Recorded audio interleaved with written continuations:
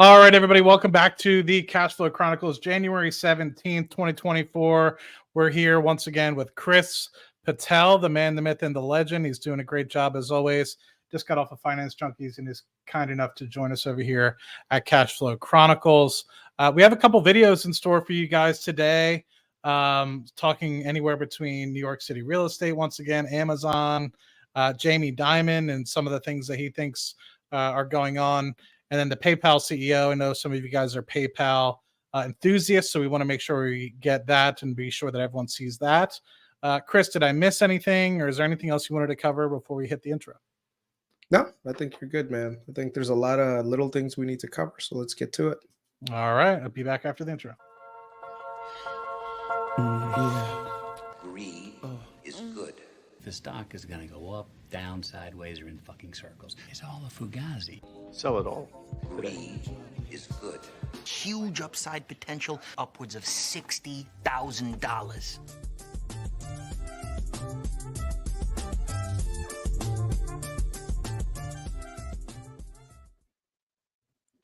Yeah, we might have to trim that just a little bit. Just a little bit. Well, it'll give us motivation to fix it up at some point.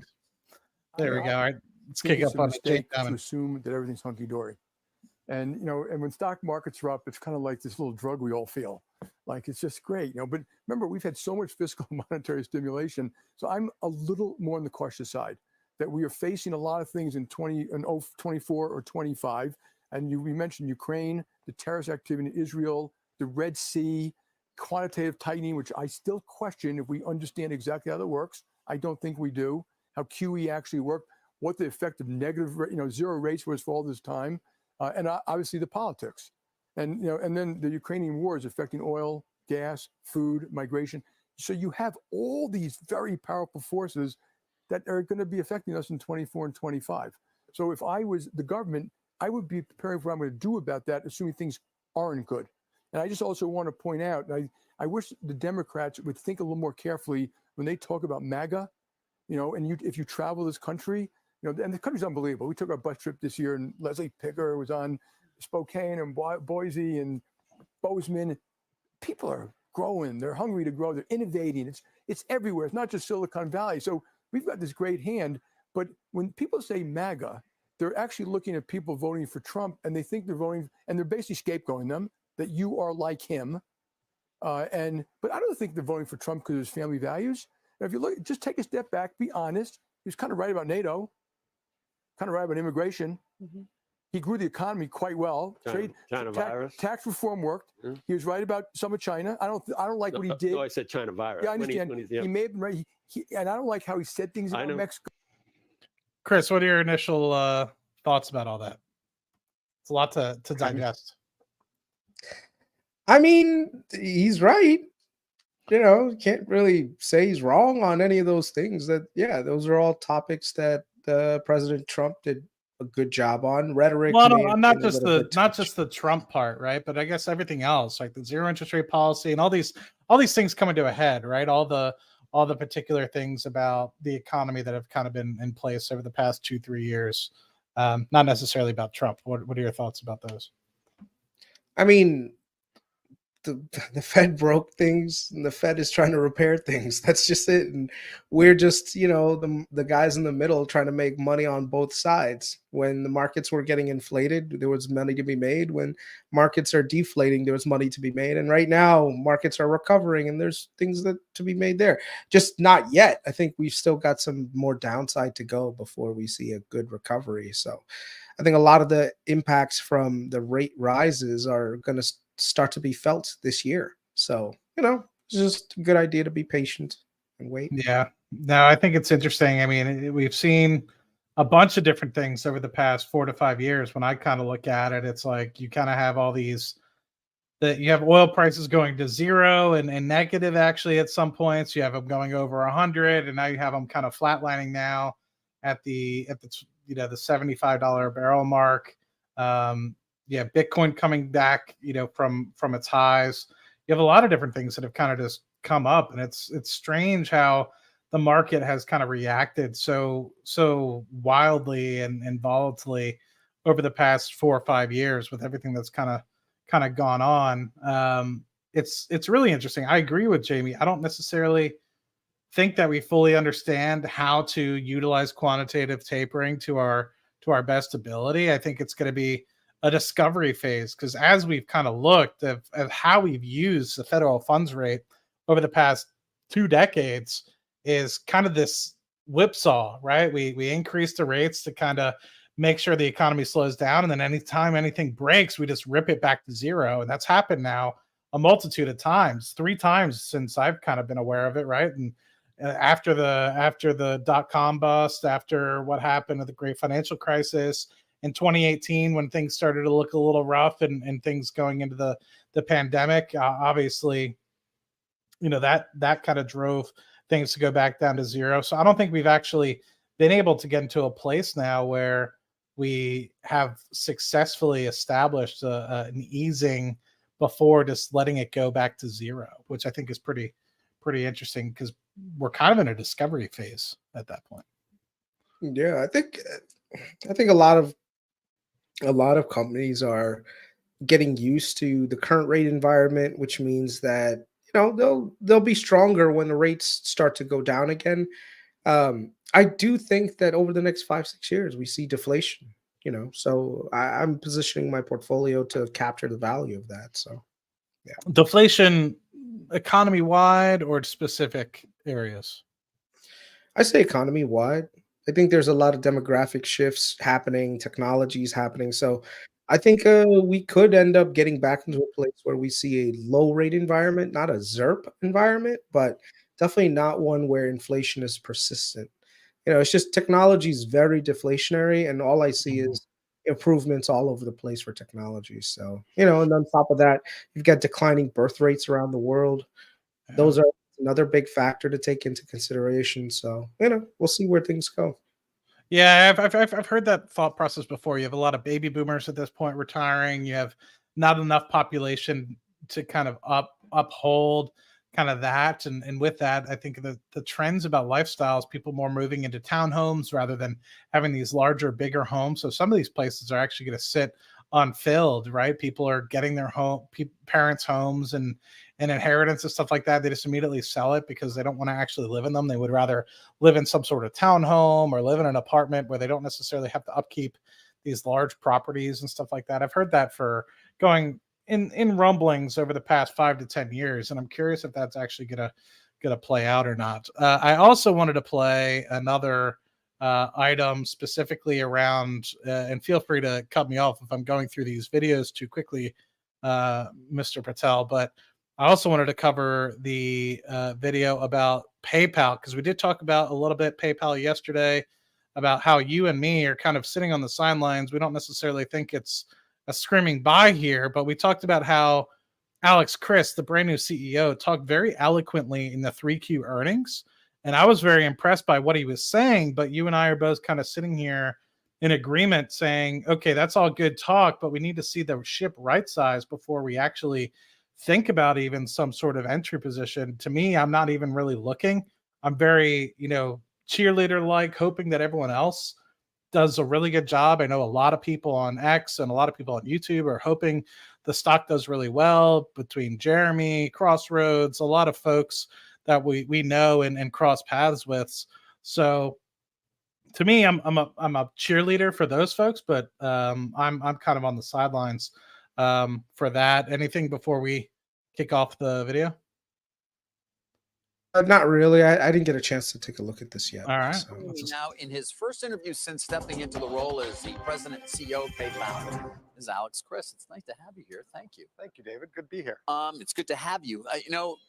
The analysts don't seem to love the stock right now. It's just the last couple of weeks. I've taken a look at a few reports. Mizuho yesterday, PayPal faces competitor pressure from A to Z, downgrade. Oppenheimer, PayPal, or persistent profitability pressure has them downgrading it. Morgan Stanley, slower than expected progress on strategic imperatives. BTIG. I will say it's a little bit unfair considering the guy literally has been in seat like less than a quarter to get all these downgrades, but I guess that's just the market. And then second, not that this is really important, but this guy looks completely different than I was expecting to look. This is the first time I've actually seen what this guy looks like. Not that that actually matters, but I just assume that he, I don't know, would be some stockier sort of guy. But Let's see. yeah. Let's see. Too much uncertainty puts us on the sidelines. I mentioned those because I'm curious to get your response. So what do you say to these analysts to get them to change their mind, or how do you? Well, look, we're an important company. We've got a quarter of the world's e-commerce running through PayPal. So that's why we've got 45 analysts following us. And, look, to be honest, there hasn't been a lot to celebrate over the last few years. I think innovation's been slow. The company's been growing, but hasn't been putting out real customer-backed innovation. And that's why I'm here. That's why I'm so excited about it going forward. So look, I love being an underdog. I will take all of that feedback and we'll shock the world. Yeah, you think you're going to shock the world. How are you going to do that? We've got an innovation day coming out on the 25th, where from the first week that I got there, this was not about trying to figure out what to go do. It is very clear what we need to do. 24 will be a transition year for us, but it'll be all about execution, and it starts with innovation. So on the 25th, we're going to come out. We have very clear customer-backed innovation that we will be rolling out for consumers, for our merchants, for Venmo, and I think it'll be a good start to this year. Anything you can tell us at this point? Obviously, I don't want you to ruin the rollout, so to speak, but when you say you sort of have a very clear idea of what you have to do, and then you say innovation, any specifics you can provide? Well, look, PayPal hasn't delivered the value proposition to its consumers or its merchants. So this is the thing that I get kind of bothered by, like this PayPal thesis is like, I'm very curious to hear the answer to this question. Like, what exactly are you going to innovate? Because I keep hearing about Venmo, all these transaction costs, all these things that they've already historically done. I haven't really seen anything where they're actually pushing things really. Well, isn't that the forward. point? Isn't that the point that he's trying to make? That you haven't seen anything, that there's actually easier things that can be done by PayPal, and it could be something on the back end that we don't necessarily know. Yeah. So like I said, this is where we have to give this guy an opportunity. So when someone says, "Hey, I've got this great idea," let's hear him out. Let's see what this idea is. So the best we can do as analysts is just take a step back and see if this is something that fits the product, fits into the ecosystem. And remember, things can fail. Like, look at Goldman Sachs' partnership with Apple.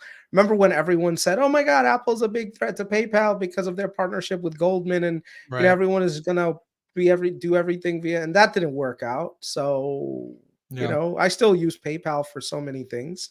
PayPal as a company in terms of performance is still in a good place, but it'd be very curious to see what kind of other innovative products that they can actually come out with. So Yeah, let's hear what he has to say. Over the last few years that I think we're capable of. We have more data. We see exactly what people are purchasing around the world. So we need to make a better value proposition for consumers, put more money in their pockets. For our merchants, we have the ability to leverage AI to deliver an incredible improvement in their conversion rates. And then we have to let our small businesses and our consumers connect, leveraging AI-driven personalization. And you believe that, for example, using the data more effectively for particularly the merchant side can bring higher profit margins? I mean, how does this translate? Well, look, we have over 35 million merchants that are using PayPal. When we improve their conversion rate, it improves their business, it improves our bottom line. We're kicking things off on the 25th. I mean, you do have an awful lot of data. You ever consider just selling it or working with others as well to sort of pool that data in some effective way? The data is our customers' data. It's our consumers' data and our small businesses' data. What we need to do is leverage AI to make it better for them to be able to grow their businesses. Small businesses are under a ton of pressure right now. It is hard to be a small business in good times. It's not good times right now. We can give them an advantage. Advertising costs have gone up 2x over the last few years. We need to be able to give them the opportunity to leverage the data that they have and improve their business. Right. All right. When you speak to investors now, and it also is encapsulated to a certain extent in some of these analyst reports as well, competition comes to mind. Your lack of significant profit margin expansion and/or actually lack of profit margin. Apple Pay, buy now, pay later. Do you have an answer to these? You talk about what is a still relatively dominant position, but at the same time, it seems as though you've taken on a lot of business that doesn't really have a margin associated with it. Yeah, I think we have done too many acquisitions over the last few years, and we've been defocused. It was one of the things I noticed when I came in 100 days ago. We've got a lot of priorities. We've narrowed those down, 5 key priorities, all focused on profitable growth. And so I think you'll see us start to move away from some businesses that we may have been in and really focus our energy and our efforts on building profitable growth going forward. It's going to be a lot of fun. Jorge has always put the ones he loves first. All right, enough from Jorge. See, I think it's interesting. I didn't hear much different from what I heard on the 3Q earnings call. I'm kind of curious to see how it actually translates. And of course, it's going to take quarters, right? It's not going to take one quarter. It's going to take probably actually over the course of 2 years for it really to start to show up and get to a place where it makes sense for a lot of people. So I don't know. I just think it's just too early to tell. And to me, I think that people will probably end up having a little bit of time if they do start seeing the ship right to potentially make an entry. But I think a lot of people are expecting this big, massive shift in 2024, 2025. And I think it's going to potentially take longer than that. I mean, it took Intel quite some time to right the ship, and now it's starting to pay its dividends. But until then, it took a little bit of time. Yeah. So any other thoughts? Do you want to kick over to Amazon? Because I know yeah, let's kick over to Amazon. I think Amazon is probably better positioned to talk about, because I think they're making a lot of changes that could tangibly have a lot of value creation ahead.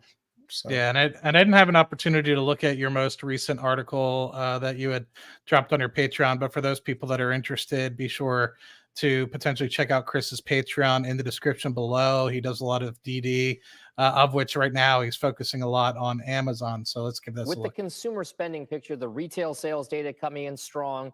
I think Bespoke was out with a note earlier today saying it's the 6th straight time that we've seen a better than expected report on retail sales. And at the same time, you've got reports that 56 million Americans have been in credit card debt for at least a year or maybe longer. How exactly does that story then play out? We've been seeing consumer strength driving things for a while, shaking off some of the negative headlines. That's been one of those head scratchers for me for the past year, where credit card debt has been going straight up. Pent-up savings has been going down. Basically, the consumer feels like they're out over their skis, yet everybody says, don't worry about it. But sooner or later, that chicken has to come home to roost. And I think we're at that point right now.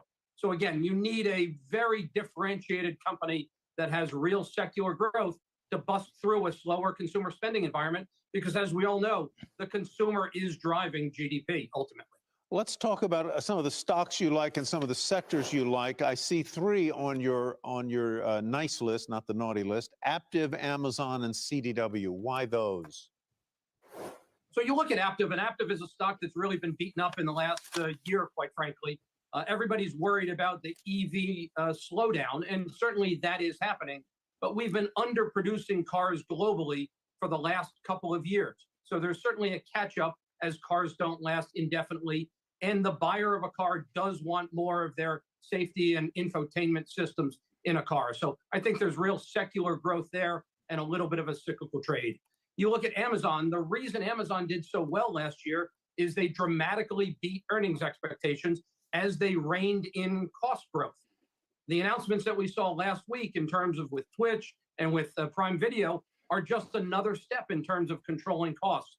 So I think Amazon earnings are going to beat expectations as we go through 2024. And then you'll get CDW. CDW is a company that sells hardware as well as software. Hardware was very weak last year. This year, it's going to be a lot stronger as we cycle the weakness in 2023. And we saw that with the 4th quarter IDC numbers that came out. Yeah, I think Amazon's posed to do really well. I think we kind of touched a little bit about it yesterday, and I think that. Oh, sorry,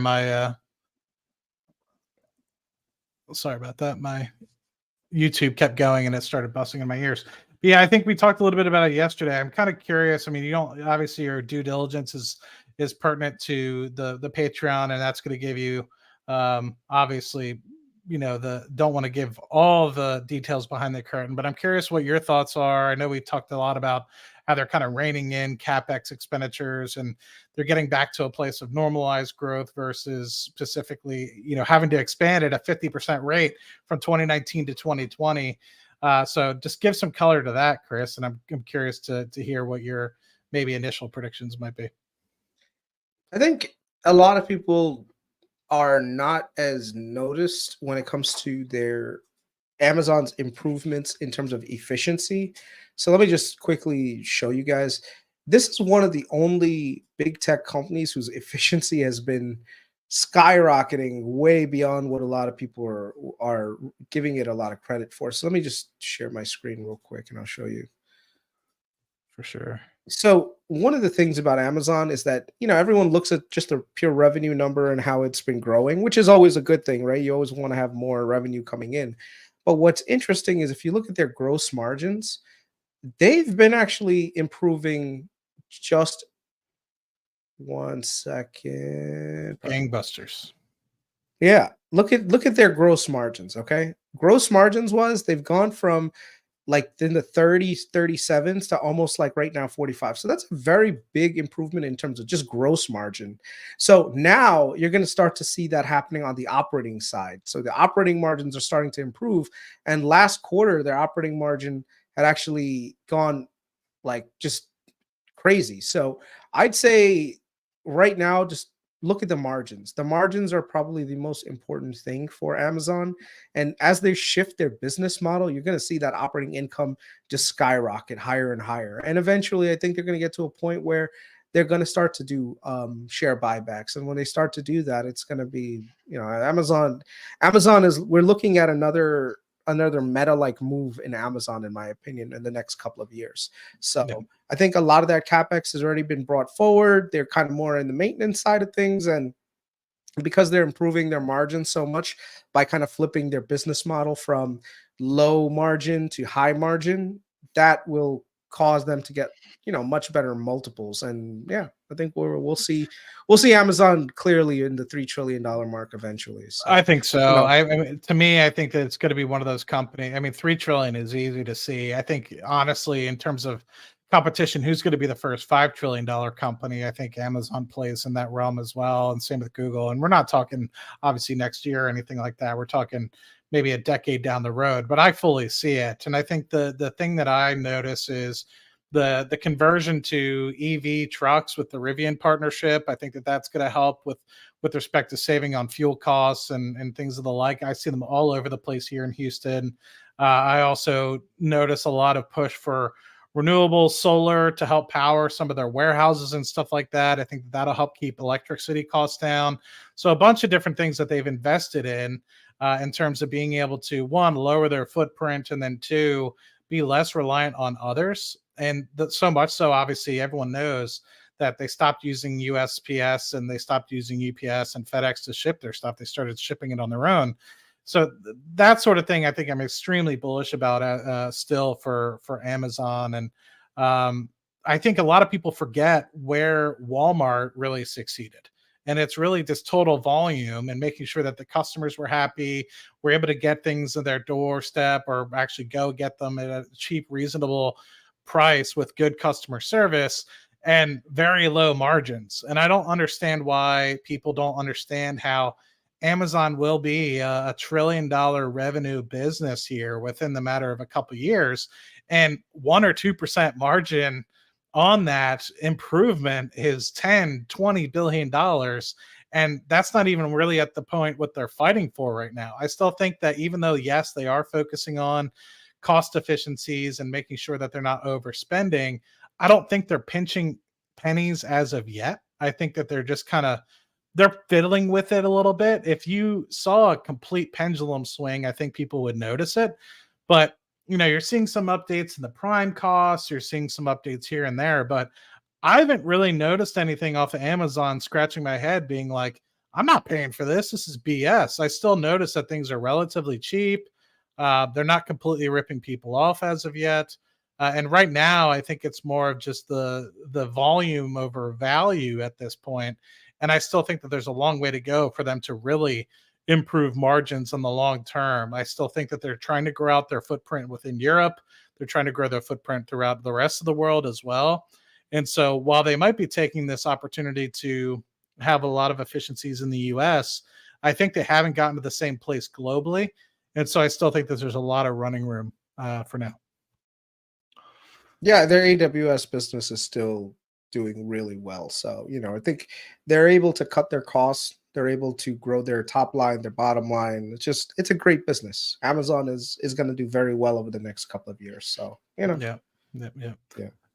And so I know that you're going to hold it for Patreon members only, and I haven't even read it, but I'm assuming, are you doing shares? Are you doing spreads? What's the thought? So it's probably going to be a You don't have- combination, Okay, but I it'll was probably gonna be say, spreads. you don't have to tell the strikes or anything like that, but Yeah. I'll have to look at the article myself and see. Yep. Cool. The only last video I had, and then otherwise I'll leave it up to you, Chris, was the New York City cracking down on real estate buys. And I'm really curious I don't really know what this is. I don't know if it's commercial. I don't know if it's residential. I don't know if it's industrial. Did you have an opportunity to see what the hell they were talking about, or no? No, So we'll both, not yet. No. all right. So we'll both get in on this live and do a little live react to it and see what's the deal with respect to this. Welcome back to Power Lunch. New York City is beginning to crack down on secret real estate purchases.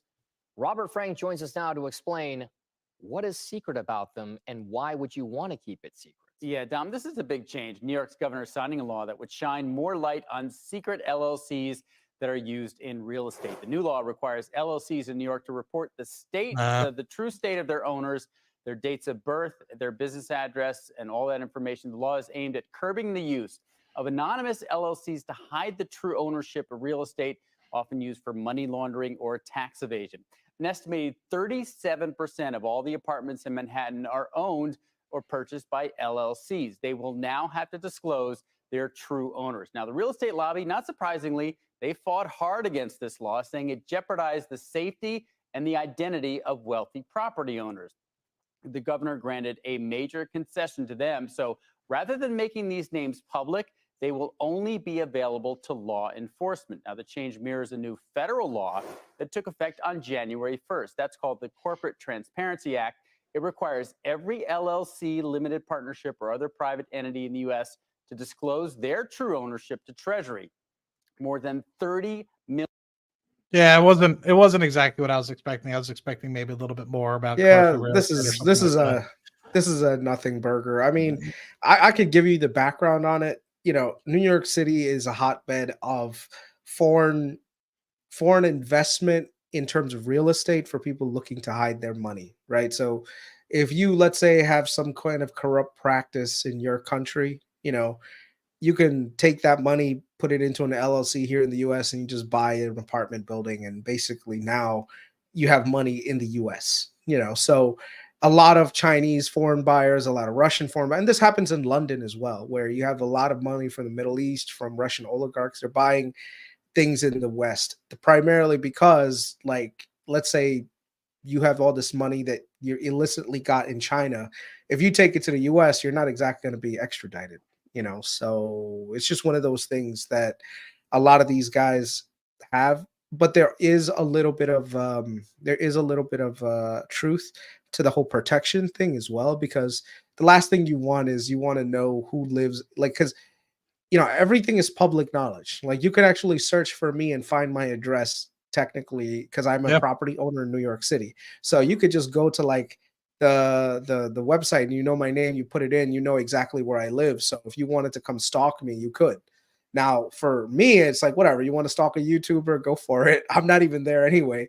But the point is, if you do it through an LLC, those filings are that LLC filing, and the LLC filings are not the person's name. So, so then you don't know what the exact property ownership is for that person. So as an example, let's say Matt Farley, which is Matt Farley's name right now, I could theoretically look Matt up and find him and know exactly where he lives. But if he did it through an LLC, I can't really find him. Like, I don't know what his LLC name is. I don't know what anything else. So yeah, I think it's what some people buy them LLCs for, right? I think it's an opportunity for them to just create something in a foreign, one of the houses I almost bought several years ago, before I moved to Trinidad, was actually owned by some California LLC. Whether it was actually somebody living in California, whether it's just registered in California, I have no idea, but it was a California LLC.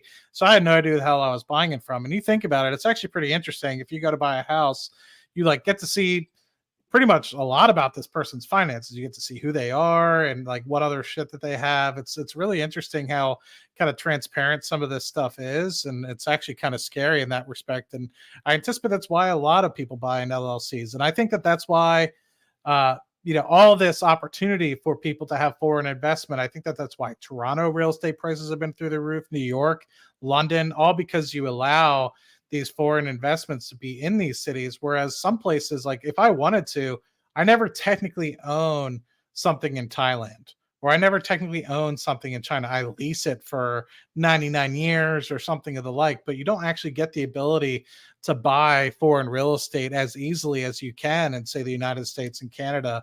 And I think that that's part of the allure of some of these destinations.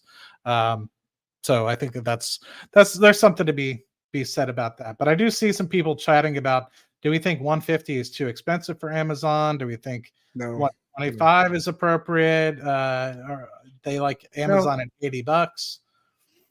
I mean, I'm not saying that Amazon can't fall to 125 because, with everything, that's just how the market is sometimes, where you have over pessimism. But 150 is not a bad price. I am looking for a better entry, but I'm not holding my breath. If I'm more dependent on what the market sentiment is and how the market is going to value Amazon. But I do have my price targets in mind for the next couple of years. So, I'm willing to be patient. Yeah, and I think now, I think I think people are still somewhat scared. They're saying that how the market's kind of retraced, and good luck predicting the future of some of these companies. But the market's flat. I mean, you think about it from the past week and a half, 2 weeks that we've been open, and since the beginning of the year, the market is still flat comparatively to where we were. So it's still at 4,700, 4,750. And I think a lot of people are feeling like the sentiment has changed a little bit. I feel like a lot of people have felt like there's a lot of doom and gloom to some people. And to me, I think the market's actually held up pretty well, considering people are starting to recognize that March probably isn't going to be the time where we actually start cutting. And I saw some other stuff from like David Solomon from Goldman and a few others specifically talking about, okay, 6 or 7 cuts is just absolutely unrealistic. Some other people are talking about cuts starting in May timeframe. So I think people are starting to actually be maybe a little bit more realistic as to what the hell is going to be going on throughout the rest of the year. But before I hand it back to you, Chris, I'm just going to cut off Twitch and Twitter. So if people want to move themselves over to YouTube, I'll do that in a second.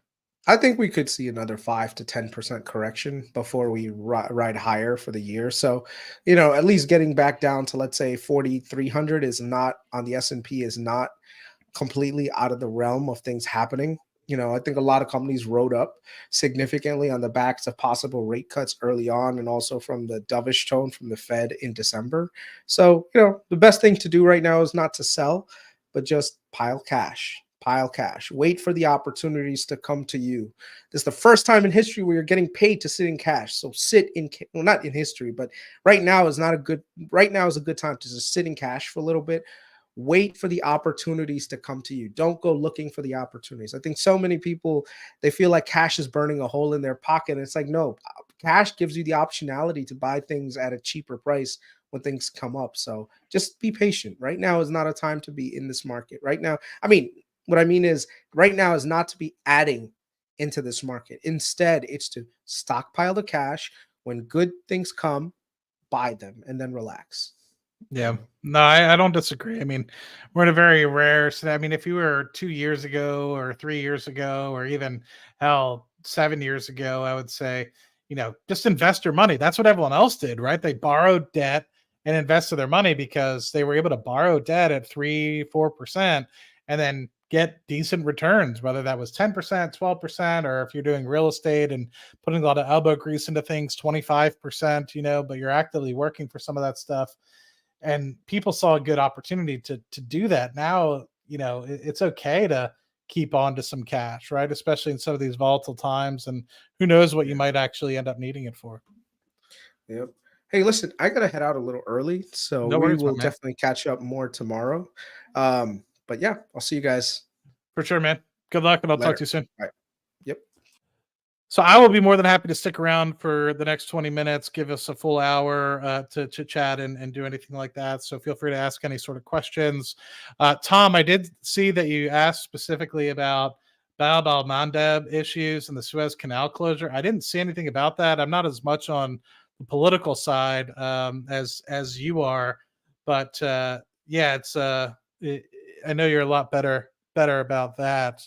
Um, I've never necessarily seen anything about specifically a recession per se, but I do think people are being more realistic about what's actually going on in the markets. We got Hot Stevie in the house. Michael, thank you as always for chit chatting. You bought SoFi. I think SoFi is not a bad opportunity here. I don't think that it's maybe as cracked up to what I think some people think it's going to be, which is this massive $100 billion company. I just don't see it as of yet and how they're acting. And no, Tom, I haven't had the opportunity to look at that as of yet, but I'm really looking forward to it.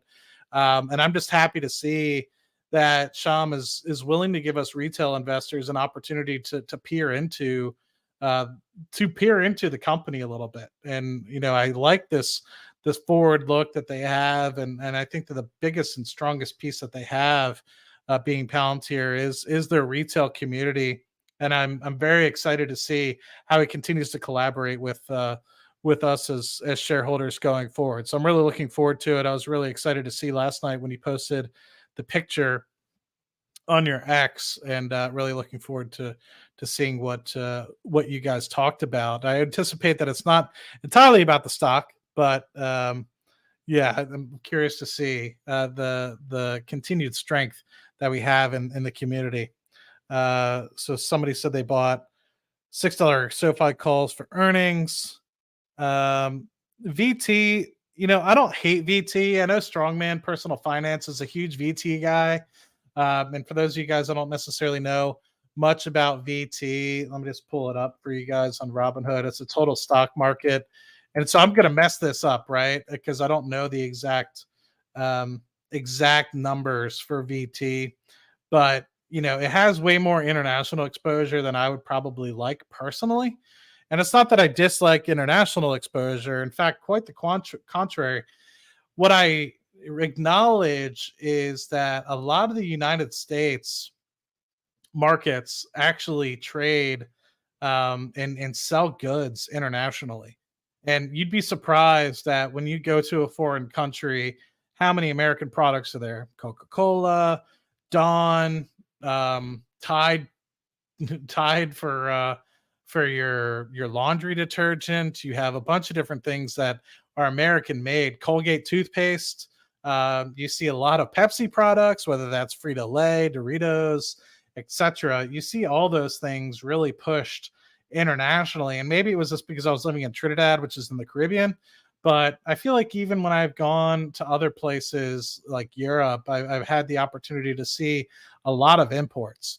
And so with that, I feel like just if I would ask you one thing, when you're looking at, say, a total stock market ETF, are you looking for diversification out of the currency, or are you looking for getting that international exposure in terms of revenue? Because I would say you have Microsoft, you have Meta, you have Google, you have all Amazon, you have all these other companies that operate, and they're international companies. And I think at the time, a lot of times people think, well, it's an American company, right? It's like, well, America is one of the most like ingenious companies and ingenious countries and innovative countries. Damn, I keep screwing up, in the world.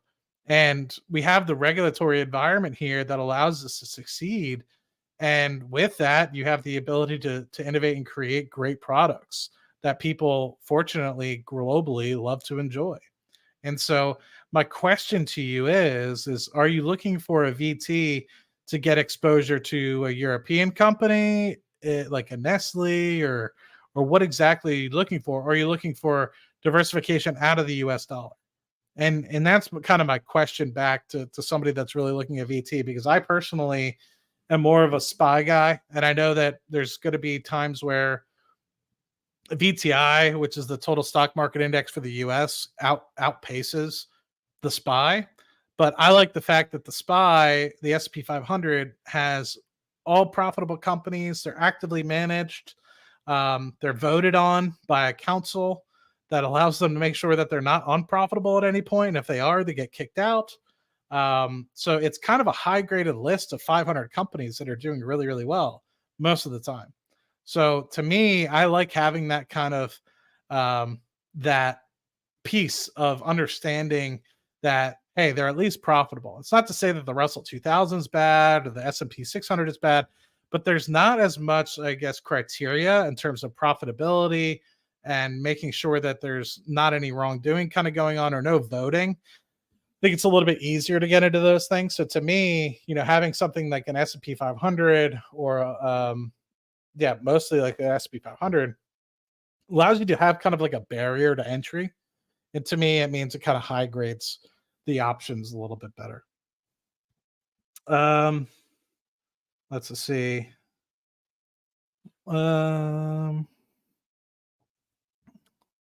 Just to simplify life in DC, I regularly look at it in 20 years. I personally, I'm no financial, guru or anything like that, but I prefer SPY personally for the reasons that I mentioned. I noticed many oil companies hitting 52-week lows or heading in that direction. Yes, that makes sense. 2022 and 2023, we had elevated oil prices. And so now that we're down to the $70 range, it's going to make sense as a lot of the profits have kind of been flushed out. People's hedges are kind of coming off. People that were able to sell $5 hedges for natural gas, those are rolling off. And so I anticipate right now, unless there's some sort of immediate event, I would stay out of oil and gas for the next couple months. Maybe in the March, April timeframe. If there's no world events or anything like that, I anticipate oil prices will kind of stay where they're at. And after 1Q earnings, I feel like there's going to be another leg down. I might be wrong on that, but generally speaking, they're when you think oil prices have gone to the lowest that they are and there's going to be a turnaround, that's when they take another leg down. And so I haven't been surprised, that oil is going to enter the $60 range from a WTI perspective. I just don't think that the demand is growing as fast, or the U.S. continues to grow and grow and grow our domestic oil production, so much so that we can export it to other countries. So it's to the point now where we're self-sustaining to a good bit, and we have more oil than we know what to do with here in the United States. And so the only thing that we could do is export it to other countries that don't have the capacity that we do. And so for now, until you start to see oil production go down in the United States, I think it's going to be a tough time to want to go out and buy any specific stocks. Now, I could eat my words with that. There could be an international event right now happening that could drive the price the other way. But if oil prices kind of stay here, I would say within a quarter or two, it might be a better time to buy than right now. But that could all go away in literally the blink of an eye if some sort of international crisis happens. Is there any update on Rocket Lab launches? I thought there was 4 scheduled for January, and we're over halfway through the month. There have been. Actually, they were supposed to have one tonight at about 5-6 hours, and yesterday they delayed that to, I think, sometime the 25th or something like that. So they delayed it about a week. So there's supposed to be 5 launches in the first quarter. So keep your eyes peeled for that. So I guess if there's still 10-ish, 12-ish weeks that they could, well, I guess not 12 weeks, but 10 weeks or so that they can still launch before the end of March. But I agree with you. I mean, you continue to push. I mean, at what point are they going to start to bring some opportunities forward, right? And that's kind of always been my fear. I thought that they had, going from 22 into 23, I thought that they had the plan to do 15 launches last year, and they were able to get off 10 or 11. So that's kind of my fear, is that you keep having these delays, and unfortunately you don't have the ability to to get off as many as you thought. Kramer likes CTRA, which he's been buying, and he said 50% oil and natural gas. CTRA, is that Cortera? Hold on. CTRA, yeah, Cortera. I have a buddy that works for Cortera. I've looked at their margins. They do a pretty good job, and what I haven't seen though is what prices they're selling at. And that's the kind of thing that I'm kind of curious about is what they're actually selling at, and with that, natural gas prices are down pretty significantly. So I'm curious to see how that persists kind of going into the second quarter, and if that's going to really change what's going on over there. So curious if there's any other questions. Otherwise, we can end it a little bit earlier. Happy that Hot Tom joined us. Eventually, him and I are going to have a chat about Palantir. I know we've bounced around the idea, but I haven't really been able to make the connection as of yet. Holidays probably got in the way, and I know he's a busy guy as well. But I'm actually curious as well, as Tom has already started another political channel. I know that's going really well. So congrats to him and his success on that. But for me, I actually, for those of you guys that haven't seen this yet, I know I posted it on X. I've actually started to write articles now for, not articles, but an article for Seeking Alpha. And so let me just do a quick share here. I don't want to share that way. So let me do this. Gift this, generate share link. And so the first 5 of you, I think will be able to see this bad boy. But this is my article about Ørsted, which is a deep water wind company. And so I think it's an opportunity to potentially look at the company. They've taken a big dip. And one of the reasons why I like it is because, originally everyone was, and their mom was buying back in the day. And now it's gotten to the place where, so it was about $60-$70 back in 2020, 2021, when everything was hot. And so the market cap was over 75 billion. Now it's kind of come back to reality. And so that opportunity to potentially pick that up at a pretty cheap price is kind of now it's 24 billion as opposed to where it was, 75 plus billion not too long ago, less than 2 years ago. So I think it's an opportunity. They're having some write downs, and some of the projects that they were going to open up off the eastern seaboard of the United States. But even still, they still have big plans for opening up more opportunities in the United States, onshore as well as offshore. And I think there's going to be a lot of deflation going on in the supply chain. I think there's going to be a lot of deflation going on in the lease structures that they had to buy into. Things used to sell for, a couple $100,000 for some of these deep water leases back in the early 2000s to 2010 timeframe. And now some of them offshore Europe and offshore the United States, Eastern Coast, they're going for billions of dollars, hundreds of millions of dollars. And so, I mean, just off within there, I quote 5 leases off of California that generated over $700 million in revenue for the federal government. And you think it was 5 leases. And so with that, obviously it drives up supply chains in the area. It gives people all fired up because you have all these people trying to invest and put their money into it. And it's exacerbated by the fact that the governments are pushing for it, right? The governments are saying, specifically the United States, we want 30 gigawatts offshore by 2030. You have Japan, you have Korea, you have Taiwan, you have all these other countries, Europe a lot as well, that they're pushing for and providing subsidies and loans for these offshore wind farms or onshore wind farms. And so with that, it drove up a lot of the inflation within the industry. So hopefully it gets back to a place where people are starting to take a moment, develop it at costs rather than rather than focus and put too much money into it too quickly. So anyway, with that, it looks like questions have dried up a little bit. Joe, thank you for the nice compliment. Yeah, I like this. I never really thought I was a vest guy until I got one of these Columbia vests, and I was just like, what have I been missing? I feel like a whole new man. But yeah, I've purchased some new sweatshirts and stuff because it was getting a little chilly, and the other ones I were a little bit childish, and I thought that these were a little bit more professional looking. So hope you guys do well. Let me know if you have any thoughts in the comments section.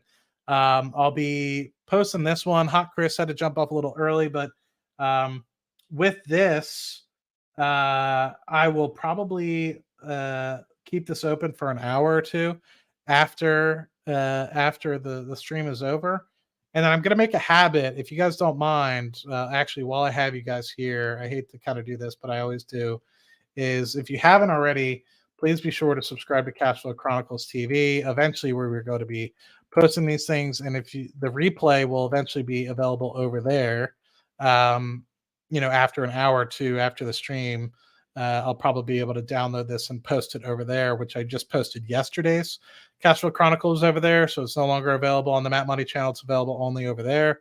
So if you're interested in hearing what we talked about, we talked a little bit about PayPal, we talked about Amazon, we talked about a bunch of different companies yesterday. We talked about layoffs as well and how that might impact us going into the rate cutting, going into March, May timeframe. So if you're interested in hearing about that, you didn't catch it, you wanted to listen to something in the background for an hour, feel free to put that on over there. But otherwise, really hope this video finds you guys well and appreciate you guys hanging out over there. Yeah, the grandpa vest, exactly. I didn't think I was like kind of 50-50, and it turned out to be okay. I like it. But if any of you guys have any thoughts, questions about Orsted, Amazon, anything that we talked about, hit it in the comments section down below. And or just wait until we repost this back on Cashflow Chronicles. Really looking forward to you guys and hopefully getting streaming on there within the February-March timeframe. But for now, we're just trying to grow the audience and upload the backlog. So apologies if you see a bunch of old videos over there. We're uploading one video today, one video a day, and then also the backlog of we're uploading a backlog video per day, and then if we do a stream within the next 24 hours, we're hoping to post it onto that channel so that way we can continue to do well and get at least a little bit of viewership over here, and then eventually once we get that up to snuff and cash flowing, I guess we'll move it over to there. So as always, you guys are great. Looking forward to talk to you guys tomorrow. Hopefully some good news, but I think a lot of gloom in people's voices these days. I don't understand why. The market's still up comparatively massively last year compared to where it was at the end of 2022, early 2023. So be happy, my friends. And as always, great, happy investing for all.